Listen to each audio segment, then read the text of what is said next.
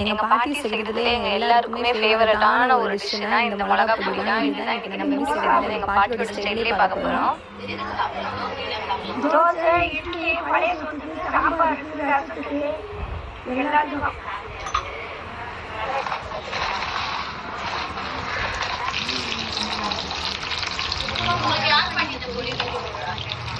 எனக்கு ஒரு எங்க அம்மா சொல்லியிருந்தால எங்க பாட்டிக்கு வந்து பசங்க எல்லாம் அதிகம். அதனால எங்க பாட்டி ஒரு மாசம் ஒருத்தவங்க வீட்டுல இருப்பாங்க. வரும்போதெல்லாம் நாங்க இதை வந்து அரைச்சி ஸ்டோர் பண்ணி வச்சுக்குவோம். ஒரு மாசம் வரைக்கும் கூட யூஸ் பண்ணிக்கலாம், கெட்டு போகாது.